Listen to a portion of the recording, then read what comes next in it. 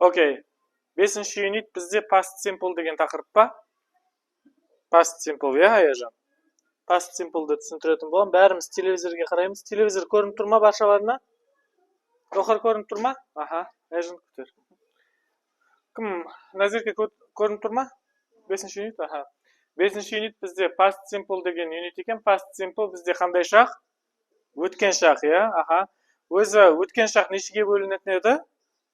4 ga bo'linadi ya. Past simple, past continuous, past perfect continuous. Endi bu past simple именно present simple'ning o'tgan shag'i. Buning erejasi qanday? Buning erejasi o'tgan shaqda bitib ketgan harakat. Bitgan harakat. Misol aytadigan bo'lsak, men kecha saboqqa bordim. Bitgan harakat, durustmi? Nemisi mening akam o'tgan yili zavodda жұмыс istedi. Bitgan harakat. Tab o'shunday so'zlarni past simple deb ataydi ekanmiz. Endi qaranglar. Misol aytadir.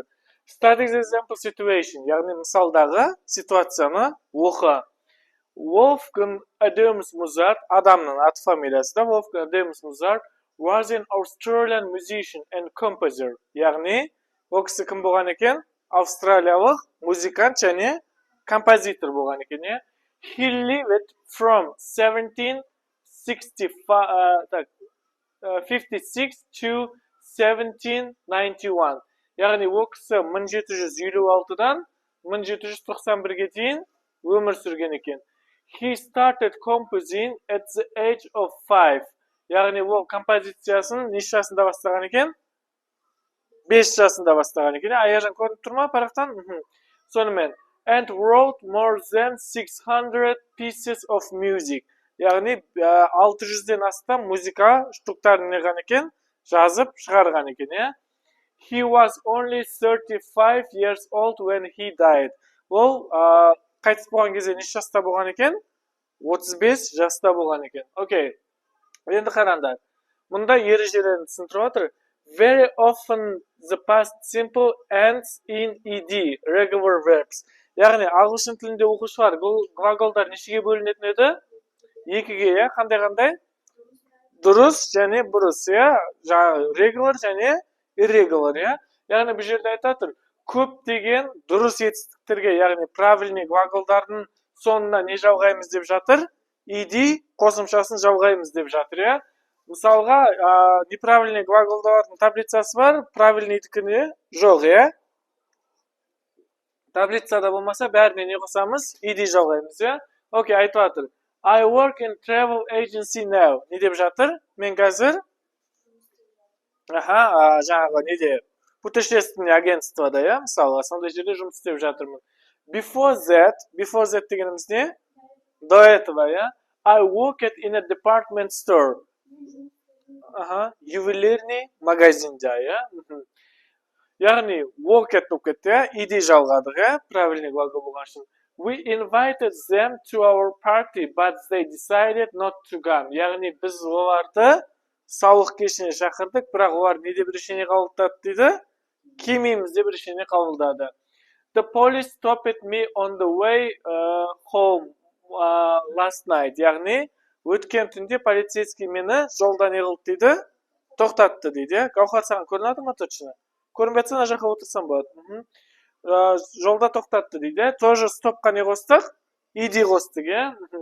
Laura passed her exam because she studied very hard. Laura өзінің экзамен тапсырды, өткен ол не қылған еді дейді? Жақсы оқыған еді дейді, дайындалған еді дейді. Енді айтатыр. But many verbs are irregular. Бірақ көптеген етістіктер не екен? Неправильный екен, я? Irregular екен. The past simple does not end in ed. Яғни соңғы жағы немен бітпейді екен?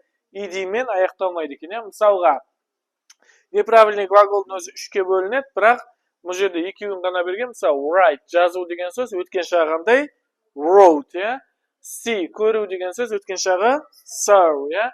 Go, бару өткен шағы went, я? Shut, жабу өткен шағы shut, я? Өзгермейді екен, я? Мысалға, Mozart, жаңағы адам аты, Mozart wrote more than 600 pieces of music.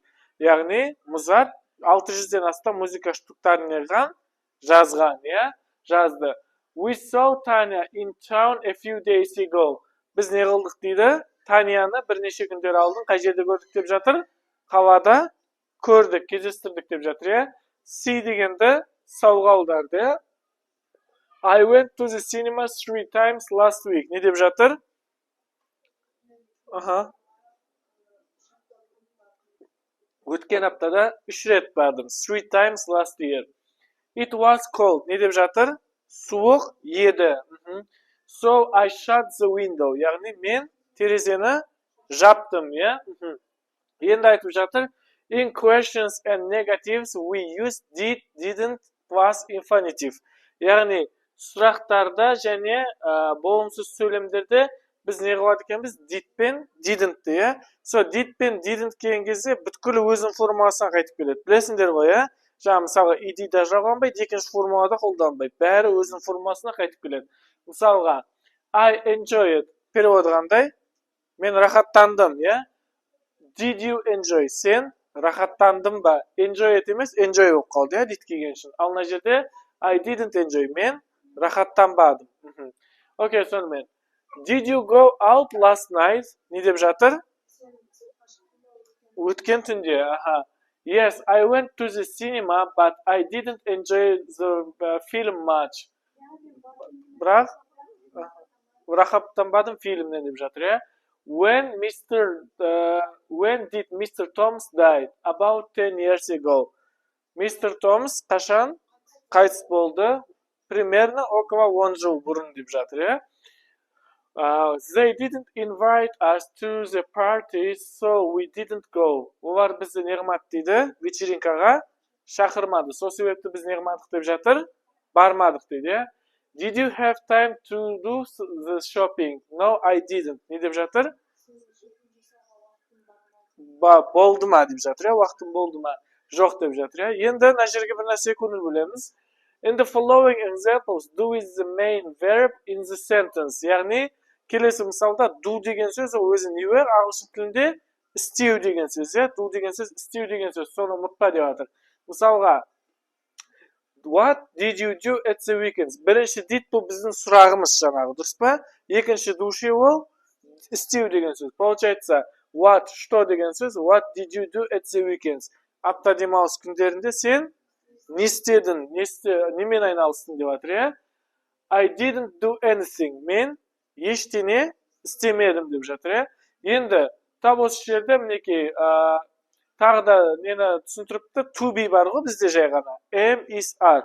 Соны өткен шағы. Яғни өткен шағы қандай? Мысалға, қара, Аяжан. Is бар, бізде am бар, ya. Дұрыс па екен? Are бар. Оны өткен шақта бізде мінекей was бен were кетені жіберген. Түсіндің ғой, ya. Сол нәрсені түсіндіріп жатыр. Яғни сөйлемде іс-әрекет болмаса, мысалға бір ғана мысал оқимыз. Мына жерден I was angry because they were late. Мен кешіктім, өйткені мен ашуландым, өйткені олар кешіккен еді, ya.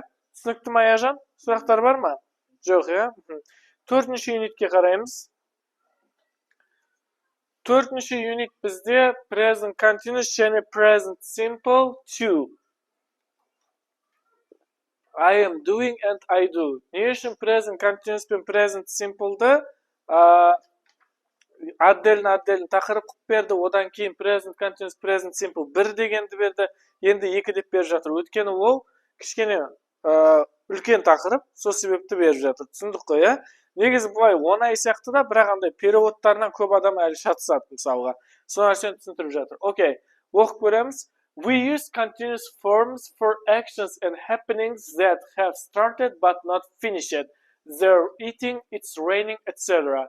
Яғни біз қолданамыз continuous'ты іс-әрекеттерге немесе болып жатқан нәрселерге, которые басталған, бірақ не қылмаған әлі аяқталмаған, ya. Some verbs, бірнеше мысалдар. For example, know and like. Know және like сияқты глаголдар мысалы are not normally used in this way. Яғни оларға не қосылмайды екен? ing жалғанбайды екен, ya, ол етістіктерге. We don't say I am knowing. Біз I am knowing деп не қыламайды екенбіз? Айта алмайды екенбіз, ya. Or they are liking. Біз they are liking деп айта алмайды екенбіз. We say I know they like. Тек қана біз I know they like